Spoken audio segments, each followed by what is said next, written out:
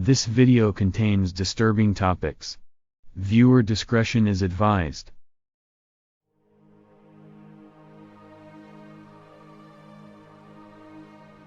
I was listening to Tucker Carlson's video last night and the mention of UFOs and the subject being too dark. That really stood out to me and led me to stumble upon this thread I found on Reddit. I'll summarize its key points and additional findings I found interesting. For the last 10 years, I have been researching the nature of our reality, who or what controls our society from the shadows, and more importantly what actually happens when the physical body dies and the soul leaves the body. Do we go to heaven? Do we go to hell? Do we just cease to exist? Is there a God that takes care of us?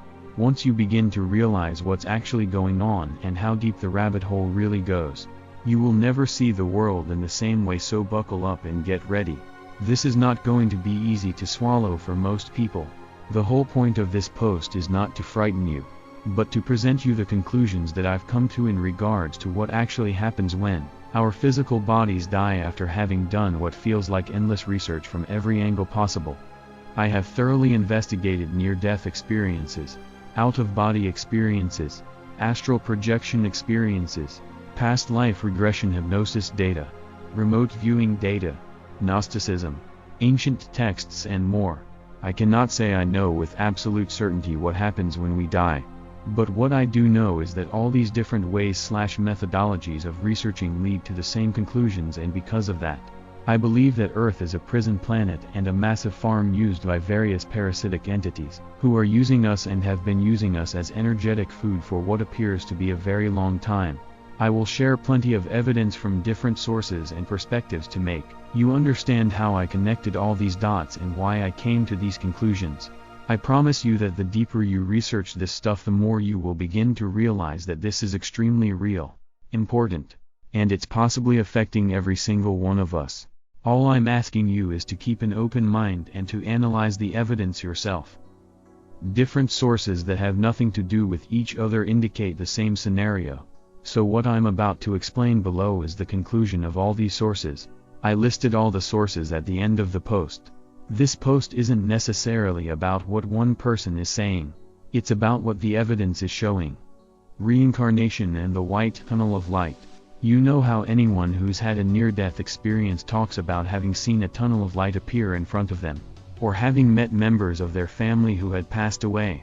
In some rare cases, even having met and spoken to who they thought was God.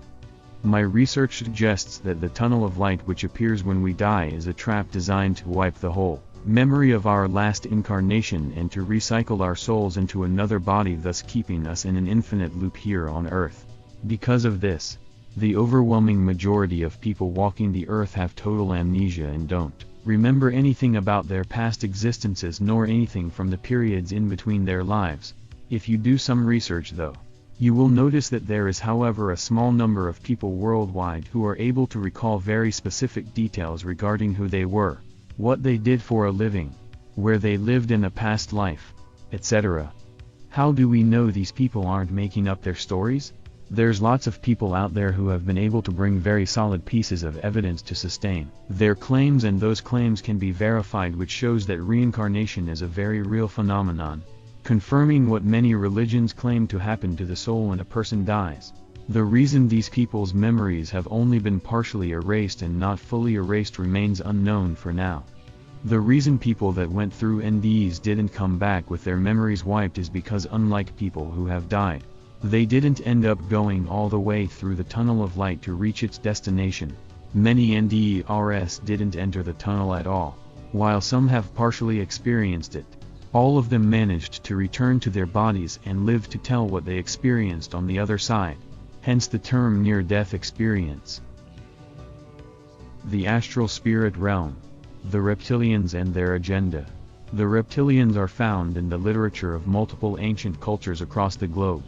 Jainism and Hindu talk about the Naga, whom they describe as half-human half-serpent deities. The Aztecs used to worship the Quetzalcoatl, whom they described as the serpent-like god. The Hopi Indians in North America referred to a race of reptoids called the Shedi, translated snake brothers. In Africa, Shamans claim to bear extensive esoteric knowledge of a race of reptilian beings called the Chitauri, whom they say control the earth. Chinese, Korean and Japanese legends talk about a race of reptilian beings called the Kappa. The Gnostics talk about the parasitic entities whom they call archons, who not only use humans as an energetic food source, but they also prevent our souls from leaving the material realm upon the death of our physical bodies. The reptilians are both physical and astral beings. They've been heavily involved in the manipulation of mankind for thousands of years and are responsible for setting up the soul trap around the planet with the help of extremely advanced technology. This energy grid around the planet serves multiple purposes. One of its main purposes is to project this grandiose tunnel of light in the proximity of people who have just died in order to lure their souls in. This is the same tunnel of light that so many people who've had near-death experiences have reported seeing on the other side. The soul may be under the impression that the tunnel is going to take it to the heavens or perhaps to a higher plane of existence, depending on its level of awareness. In reality, when a soul enters the tunnel, its memory gets wiped and the soul is put into another body here on Earth. Reincarnation. The tunnel acts as a bait, and to make a good analogy, imagine a fisherman and his fishing rod. He throws in the bait which hides the hook, and the fish get trapped in it when they bite.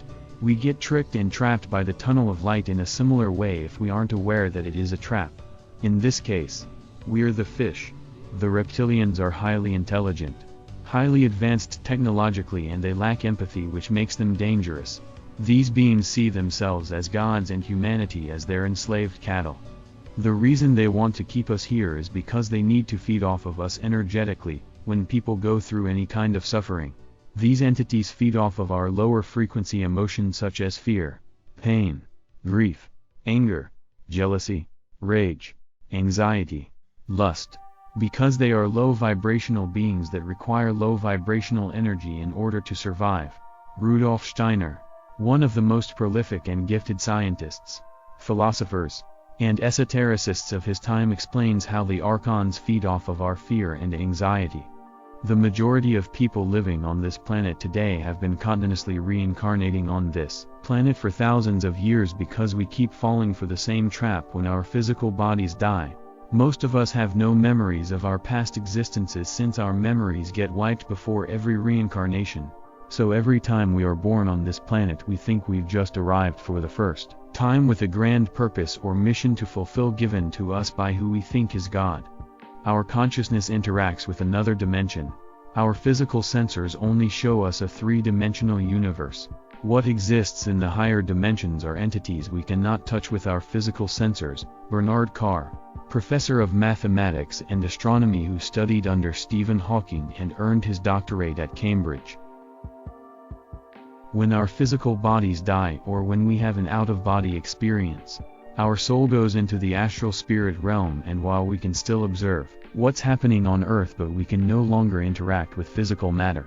These parasitic entities exist mainly but not exclusively in the astral plane. It's crucial that we become aware of the fact that these entities, who are masters of deceit, play God in order to trick us into accepting reincarnation and thus having our memories wiped, convincing us that it's in our best interest to do so. How are they able to do that, you may ask? When we're out of our bodies, the laws of physics as we know them no longer have the same effects upon us, as we find ourselves in a different realm in which we are able to do things that would be impossible in the physical world. Our souls are pure energy, so in the astral/spirit realm, we can change the shape of our astral body spirit into anything we want by simply willing it to happen, because unlike in the physical world, we can use our consciousness to manifest a different looking body in an instant when we're in the astral plane. Since we are no longer affected by physical laws and limitations, we can also fly around or teleport by simply using our intention to do so. We can even go to higher vibratory realms where the real good-hearted beings live, if our vibration is high enough. If you want to find the secrets of the universe, think in terms of energy, frequency and vibration. Nikola Tesla. If you understand that in the astral, any entity can change the shape of its astral body into anything it wishes to, then you realize that even the most malevolent entity possible can present itself to you in a different form to trick you into thinking you're speaking to God or to your guardian angel. or even to one of the members of your family who had passed away. They do this because they know you'd put your trust in these religious figures or in the familiar faces, and once they gain that trust they can easily manipulate you into doing things that are not in your best interests at all. They masquerade as beings of light that emanate a fake sensation of love and peace to make you think they're the good guys who are there to guide you and to give you your next mission to fulfill. This is mentioned even in the Bible. And no wonder, for Satan himself masquerades as an angel of light. Afterlife tricks and scams.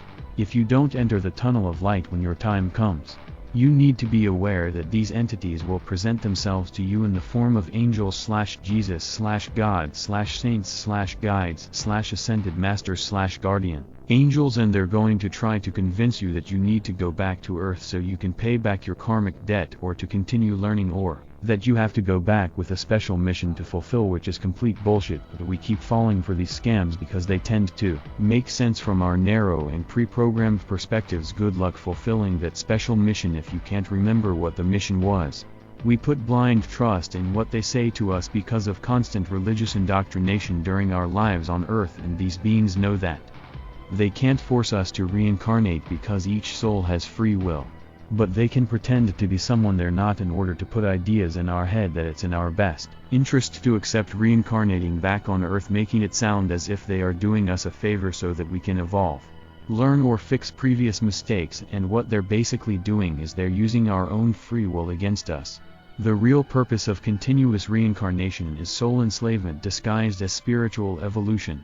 A free will decision is impossible without memory and information, because our memories are being wiped after each lifetime. Many of us live under the illusion that we're currently living our first life on this planet and we came here to learn. Learning about life on Earth and experiencing it would be useful if we didn't lose our memories after each lifetime. But it doesn't matter what we learned over here as long as everything gets erased after each reincarnation, and we have to relearn everything from scratch over and over again in an endless loop. Earth is a prison planet camouflaged as a cosmic school. This idea of a cosmic school has been going around in order to trick souls into wanting to come and stay here in order to learn. This whole matrix is designed to drain our energy, wipe our memories over and over again, and keep us trapped. Many people that went through near-death experiences even recall being accompanied by a loving angel who showed them their life review. The reason the entities show us life reviews is so we can relive certain moments from our lives in which we made certain mistakes, and by reliving those moments, feelings of guilt, shame and remorse are being generated inside of us, making us want to compensate for them. These beings then use these feelings against us, telling us things such as, "You have made these mistakes. You have to go back to fix this and that. Nobody is perfect and we all make mistakes." So their emotional manipulation scam will never end if you buy into it, because, being human, it's impossible to not make what we perceive to be humanly mistakes. This NDE, for example, shows how one woman is shown not one but two fake life reviews in order to convince her to go back. New Age believers who promote calling upon your spirit guides, guardian angels, ascended masters and religious figures for help are actually doing huge damage to themselves and to all of humanity, and they are not even aware of it. You are everything you need to succeed. You are a powerful creator being and you don't need to give your power away to anybody. Religion has programmed you to believe that at the moment of your death, a spiritual judgment type of scenario will take place, the biblical judgment, and it will be expected of you to give your authority away to these beings, God, angels, guides, letting them decide your fate, so that when your time actually does come, you won't even question these beings and what they are doing with you. Instead, you will simply accept whatever they ask from you because everything will seem to be going as planned, since that's what religion programmed you to believe will happen when your physical life will end. These entities take advantage of the fact that you have been continuously conditioned to believe in an afterlife savior who will take you to the heavens if you're a good boy, even if you're an atheist. When you see this God or Jesus figure right there in front of you in the astral, you may start to have second thoughts about what you thought about religion back on Earth, and you will most likely end up accepting what these entities want you to do, because your perception of reality can change in an instant in a shocking and surprising scenario like that. Religion has also given you the sense of being a guilty sinner who has to worship, obey and pray to a certain God depending on your religion, in the hopes of afterlife salvation. The real salvation is not coming from the parasitic entities who pretend to be our creators. It is coming from ourselves. In order for this to happen, we have to become aware of what actually awaits us when we die so we can use our free will to put an end to this vicious reincarnation cycle. The real, powerful, infinite, Creator God, who has nothing to do with any religious movement, is already within you. You are source energy. We are the saviors we have been waiting for, and we don't need to give our power away to anybody. Why is source energy / the creator of this universe allowing all this to happen? Each being in this universe, whether malevolent or benevolent, has free will. Ask yourself, why are we humans allowed to enslave the animals here on Earth? Why are we allowed to slaughter more than 3 billion animals on a daily basis? Why are we allowed to keep animals locked up in farms and cages until the day they die? Why are we allowed to be so cruel to the other forms of life? Why? Because we, just like these entities do, have free will. From our perspective, we do these things because we need something from them, which is energy in the form of physical food. We think we are entitled to do what we do because we are superior to them and because we need to survive. We perceive these things to be normal and part of life. From the perspective of the animals, however, if they were aware of it, we would be their reptilians, since we operate just like them. But we never see ourselves that way. We don't think we're the bad guys because all we do is try to survive. The entities don't see themselves as the bad guys either, since they're also trying to survive. What we do to the animals is almost exactly what these beings do to us, and they need to keep us imprisoned here too, feed off of us, just like farmers keep their cattle locked up in farms and stables to get what they need from them. The perspective of past life regression hypnosis. Calogero Grifasi is a past life regression hypnotist from Italy. He has posted thousands of past life regression sessions on YouTube that explain what happens to the soul in between lives, how the reptilians feed off of us energetically while we're physically on Earth, and how they try to manipulate us into accepting reincarnation when we die by disguising themselves as religious figures in the astral. I've analyzed more than 400 sessions of his with different clients from all over the world, but the following sessions are one of the most significant sessions he's posted in English that you need to see for yourself. The information that's coming out of Calogero's sessions doesn't actually come from himself directly, as he is the person who investigates and asks the questions. The information is coming from people that are able to enter the hypnotic state of mind, which are either his clients or people who enter the hypnotic state for his clients. He has posted thousands of sessions with different people from all over the world that talk about encountering the same type of entities who play God, Jesus, angels that trick people into reincarnating back on Earth and having their memories completely erased. Truman Cash is an alien abductee and afterlife/past life regression researcher. Through hypnotherapy, he managed to recover some of his in-between lives memories and discovered that every time he died, the tunnel of light led him to an implant station where advanced alien technology was used on him in order to erase his memories. Then he was sent back to Earth and put into a newborn's body, thus becoming trapped in Earth's reincarnation cycle for thousands of years. Here's an American woman who also practices past life regression hypnosis, and while she has nothing to do with Calogero Grifasi, she came to the same conclusions about the afterlife with her own clients. Moreover, the work of other past life regressionists such as William Criado and Aurelio Mejia also reveals that the reptilians use us as a food source and trick us into reincarnating back here when our physical bodies die. There's 5 to 6 different past life regressionists that I know of. There's probably more, who discovered the same thing about the afterlife after each of them worked with different clients from all over the world. The perspective of Gnosticism and Buddhism. The word Gnostic comes from the term gnosi in Greek, which means knowledge. The Gnostics were a group of people who seek to reveal the truth of the supreme essence of the divine, thus overthrowing false beliefs of God, society and life in general. They say that humans are divine souls trapped in the physical world, and that the only way one could attain salvation from this place is not through worshipping the demiurge, the false god of religion, but through gaining secret esoteric knowledge about who you really are. where you came from, and about how these parasitic entities operate, which will eventually set you free from this physical world in which your soul is trapped in.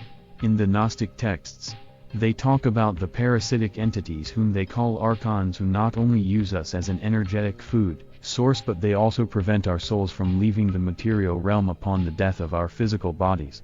The Gnostic texts describe at length the manipulation of humankind by what they call non-human archons or rulers. The soul trap is also mentioned in the secret book of John, which confirms the information coming from other sources. Buddhism teaches that reincarnation is an endless cycle of suffering, the wheel of samsara, that can only be broken by achieving enlightenment. In other words, we are stuck in a reincarnation cycle where we are bound to continuously suffer one way or another, life after life, until we spiritually wake up and break free from the reincarnation cycle. The perspective of remote viewing.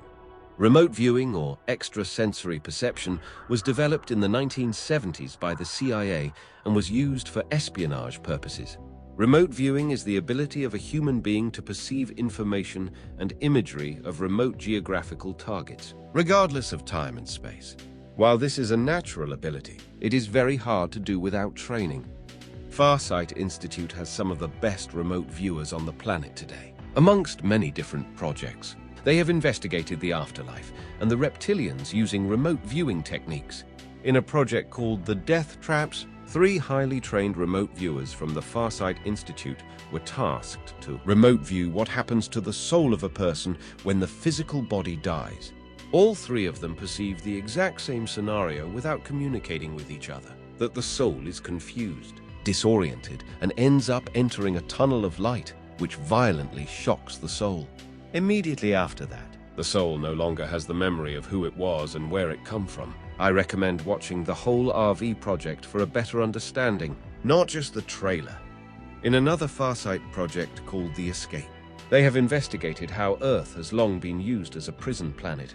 The remote viewers have been able to psychically perceive the grid that surrounds the Earth, which is being used to zap souls who attempt to go through it. Again, I recommend watching the whole RV project for a better understanding, not just the trailer.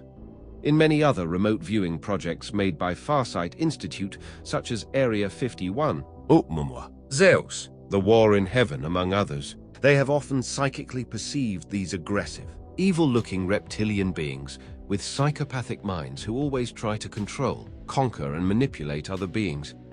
Brett Stewart, another skilled remote viewer, along with his team, they have nothing to do with Farsight Institute, have also investigated the afterlife. Their afterlife project is called Moksha, which means freedom from the reincarnation cycle in Hindu. Brett and his team have reached very similar conclusions about the afterlife, which only makes the information coming from Farsight's remote viewers seem even more credible. Brett and the other 3 trained remote viewers have remote viewed their target, Moksha, blindly. None of the remote viewers have communicated before or during the experiment, and only shared their findings and common denominators when all the remote viewing data was already collected. Note: the CIA has declassified numerous documents proving the existence and use of remote viewing. This declassified CIA document shows that the CIA have been using remote viewing since at least the 1980s. This declassified CIA document shows that in 1984, the government remote viewed the planet Mars 1 million years B.C. and found strange-looking entities there. Evidence 4. The perspective of Robert Monroe. Robert Monroe was the father of out-of-body experiences and astral projection. After having had out-of-body experiences for more than 30 years, Monroe discovered that our reality is used to create and harvest what he calls louche energy, emotional energy that every being produces. He claims that this universe has been enslaved for the production of louche energy by interdimensional beings who see themselves as rulers and humanity as their enslaved cattle. His book, Far Journeys, gives detailed information about louche. Here's some references from his book. Robert Monroe also claims that another source of louche is humans' worship of gods. Note: the CIA has declassified numerous documents proving the existence and use of astral projection and out-of-body experiences, this being one of them. The perspective of psychedelic experiences.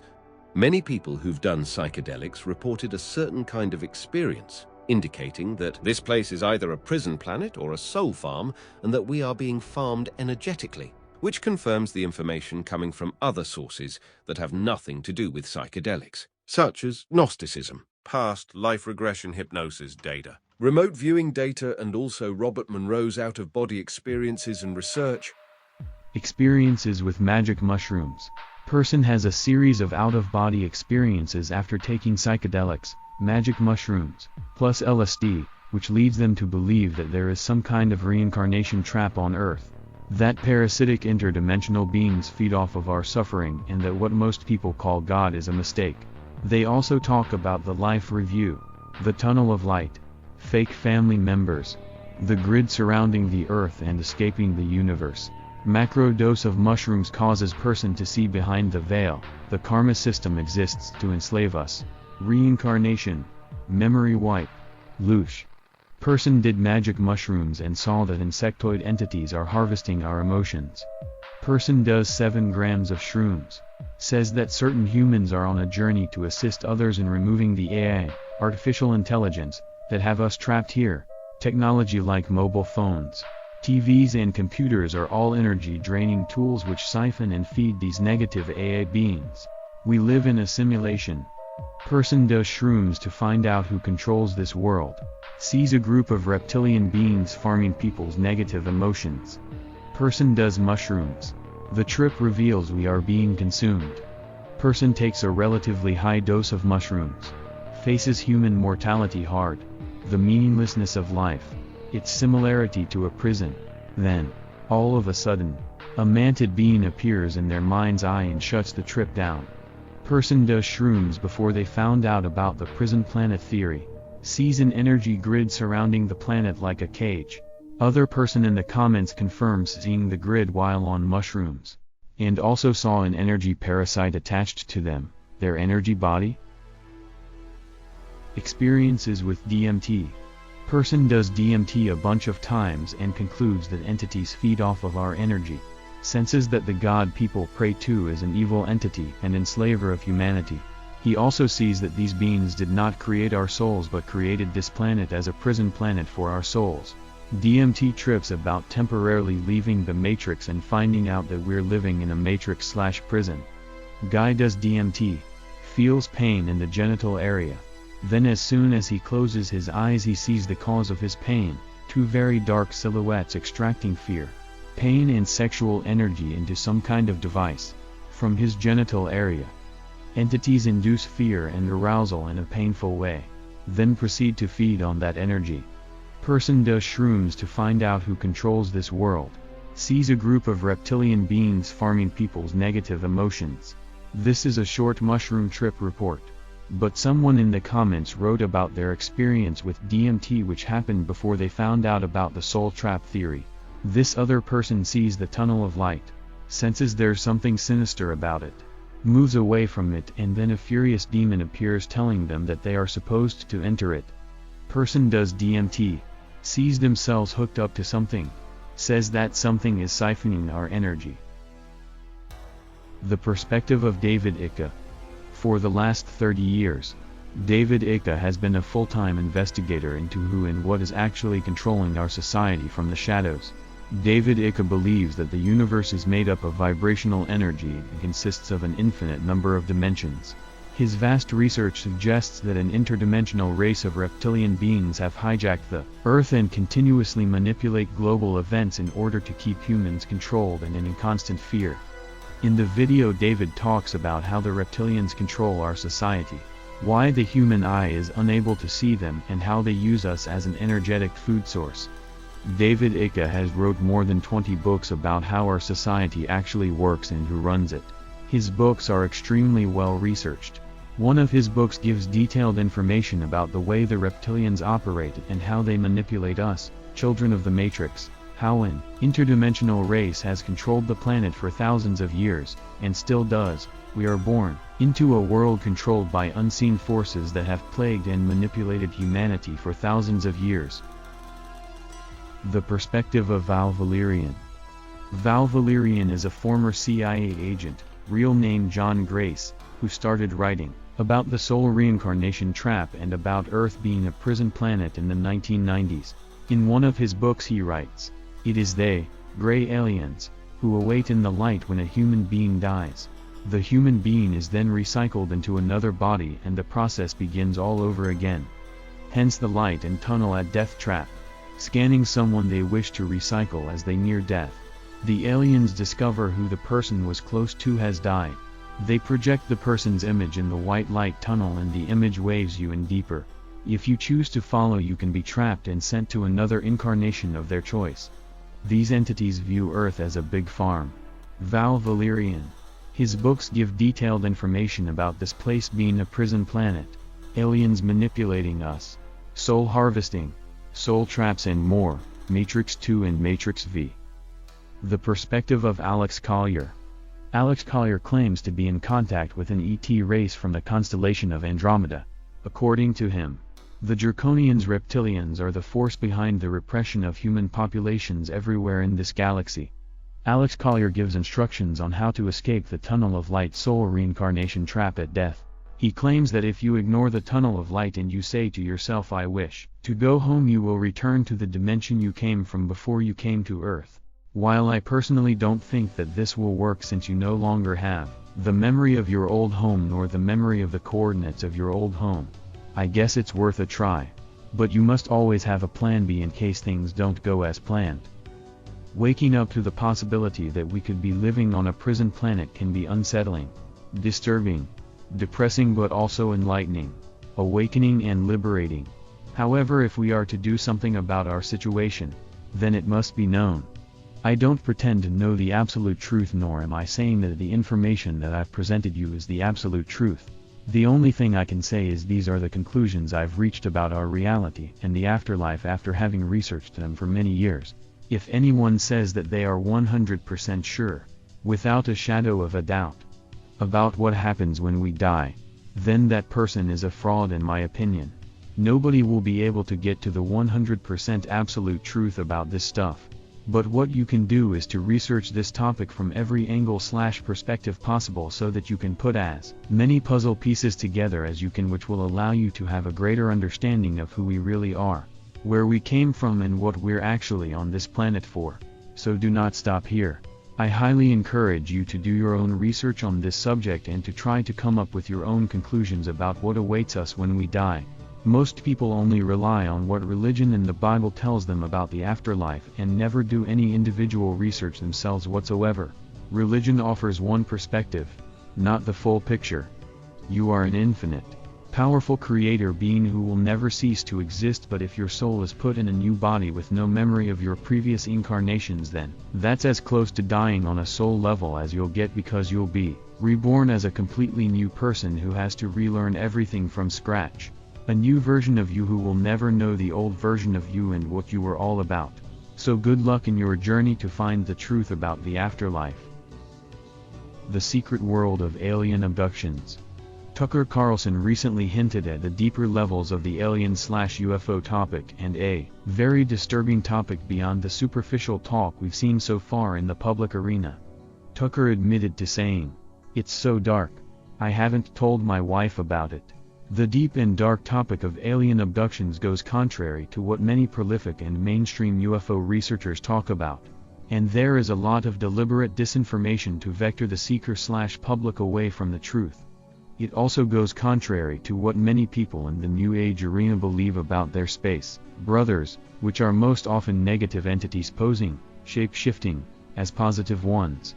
For example, Stephen Greer, who has gained more popularity with his disclosure projects, is one of those COINTELPRO agents who denies the reality of alien abductions and pushes the all aliens are good narrative with unproven claims that appeal to the naive, wishful-thinking believer who has never sincerely dug deeper into this topic. You can't understand the whole spectrum of the alien/UFO topic without mentioning the contribution of Dr. Carol Turner. Carla was a true warrior woman who paid with her life for exposing the truth about the dark side of the alien/UFO phenomenon. Dr. Turner was widely respected in the field of ufology for her research on alien abduction. A brilliant scholar and professional educator, she earned a PhD in Old English studies and taught at the university level in Texas for more than 10 years. But in 1988, she and her husband and son endured a disturbing series of experiences and recollections that forced them to recognize that they were all abductees. Based on her experiences and having worked with hundreds of abductees, Dr. Turner's alien abduction research was published in 3 books, Into the Fringe, Taken, and Masquerade of Angels. Dr. Turner, who was in perfect health and had no genetic history of cancers of any kind, died of an unidentifiable cancer on January 10, 1996, after being repeatedly threatened and harassed in an attempt to force her to discontinue her research. She was just 48 years old. Some quotes from the books and lectures by Carla Turner. The evidence shows that the aliens do harvest from us in a number of ways, emotionally and energetically as well as physically.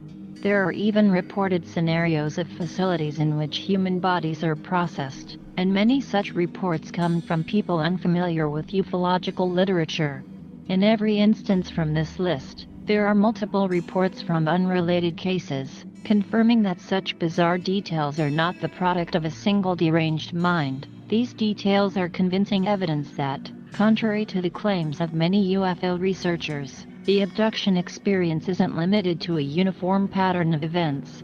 This phenomenon simply can't be explained in terms of crossbreeding experiments or scientific research into the human physiology. Aliens can alter our perception of our surroundings. Aliens can control what we think we see. They can appear to us in any number of guises and shapes.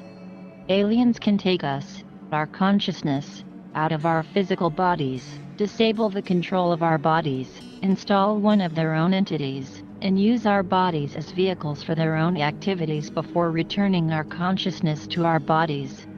Aliens can be present with us in an invisible state and can make themselves only partially visible. Aliens take body fluids from our necks, spines, blood veins, joints such as knees and wrists, and other places. They also inject unknown fluids into various parts of our bodies. A surprising number of abductees suffer from serious illnesses they didn't have before their encounters. These have led to surgery, debilitation, and even death from causes the doctors can't identify. Some abductees experience a degeneration of their mental, social, and spiritual well-being. Excessive behavior frequently erupts, such as drug abuse, alcoholism, overeating, and promiscuity. Strange obsessions develop and cause the disruption of normal life and the destruction of personal relationships. Aliens show a great interest in adult sexuality and inflicting physical pain on abductees. Abductees recall being instructed and trained by aliens. This training may be in the form of verbal or telepathic lessons, slideshows, or actual hands-on instruction in the operation of alien technology. Abductees report being taken to facilities in which they encounter not only aliens but also normal-looking humans, sometimes in military uniforms, working with the alien captors. Abductees often encounter more than one sort of alien during an experience, not just the grays. Every possible combination of gray, reptoid, insectoid, blonde, and widow's peak have been seen during single abductions, aboard the same craft or in the same facility. Abductees report seeing other humans in these facilities being drained of blood, being mutilated, flayed, and dismembered, stacked, lifeless like cords of wood. Some abductees have been threatened that they, too, will end up in this condition if they don't cooperate with their alien captors. Aliens have forced their human abductees to have sexual intercourse with aliens and even with other abductees while groups of aliens observe these performances. In such encounters, the aliens have sometimes disguised themselves in order to gain the cooperation of the abductee, appearing in such forms as Jesus, the Pope, certain celebrities, and even the dead spouses of the abductees. Aliens make predictions of an imminent period of global chaos and destruction. They say that a certain number of humans will be rescued from the planet in order to continue the species, either on another planet or back on Earth after the destruction is over. Many abductees report they don't believe they're alien captors and foresee instead a much more sinister use of the rescued humans. Before we allow ourselves to believe in the benevolence of the alien interaction, we should ask, do enlightened beings need to use the cover of night to perform good deeds? Do they need to paralyze us and render us helpless to resist? Do angels need to steal our fetuses? Do they need to manipulate our genitals? Are fear, pain, and deception consistent with high spiritual motives? There is a theory that says abductees who perceive their experiences in a negative way only do so because they themselves aren't spiritually or psychically advanced. Persons with higher cosmic development have positive alien encounters, so the theory goes, and those who have painful or frightening experiences are merely spiritual Neanderthals. This is a pet theory of researchers who claim that aliens, whether objectively real or not, serve as mirrors of our spiritual nature, on an individual or a species-wide basis. Having worked with so many decent, honest, positively oriented abductees, however, I believe this theory is wrong. It is worse than wrong, it is despicable as blaming a rape victim for the violence committed against her. This attitude leaves many abductees feeling doubly violated, first by the aliens who took them and then by the UFO researchers to whom they turn for explanations and help. Humans have a deep need to believe in the power of good. We need for the aliens to be a good force, since we feel so helpless in their presence, and we need for some superior force to offer us a hope of salvation, both personally and globally, when we consider the sorry state of the world. I think the aliens know this about us. They know that we want and hope for them to be benevolent creatures, and they use our desire for goodness to manipulate us. What better way to gain our cooperation than to tell us that the things they are doing are for our own good?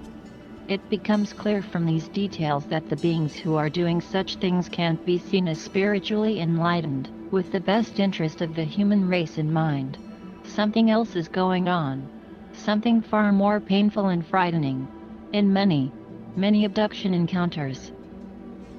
As to researchers who claim that the ETs are here to help us evolve some higher consciousness or that they are here for some other positive purpose, saving our planet, promoting world peace, etc., I challenge those researchers to incorporate anomalous data into this view. Theories are starting places for research, not proven conclusions, and UFO researchers must be willing to expand and alter their pet theories according to the data they uncover. It would be wonderful if we could shape ET experiences into something positive, but until the details of abduction encounters, all the details, are given serious consideration, I think it's dangerous to cling to theories that ignore data that will not fit. We owe it to ourselves to seek the whole truth. I think we need to recognize that deceptions are employed at almost every level of this interaction to keep abductees from knowing about the actual events and the actual entities involved in these encounters. To me, maybe I'm just a suspicious sort. This implies that there is something they don't want us to know about, and often what seems implied from the reports is that there is something within us, the humans, something of which we can be capable, something of resistance or altering of this scenario that the abductors absolutely do not want us to be aware of. They go to great lengths to program our thinking about our encounters with them, that we are subordinate, that we are helpless, or that we are dependent, or that we belong to them. The list goes on. And they go to a great deal of trouble to convince us in every way that they can that we can do nothing about controlling these situations.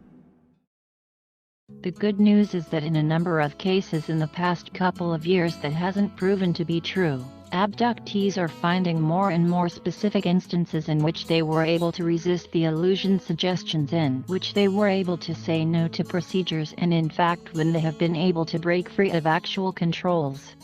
This to me is a great step forward, and I think it's going to be something growing. With any luck, we're going to find abductees are realizing there are ways to change this entire pattern of activity.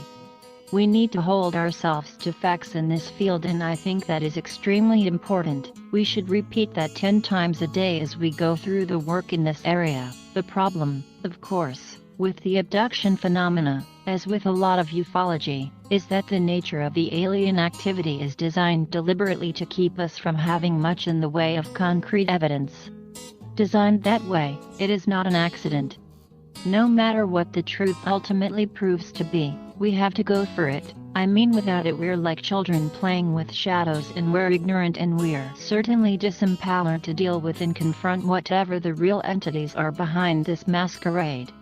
To take it all at face value is foolish. To take none of it at face value is ridiculous. Investigations into this field, there cannot be anything more important for us to be doing right now than to dig past our wishes, dig past our fears, and dig for objective reality and understanding. Dr. Carla Turner.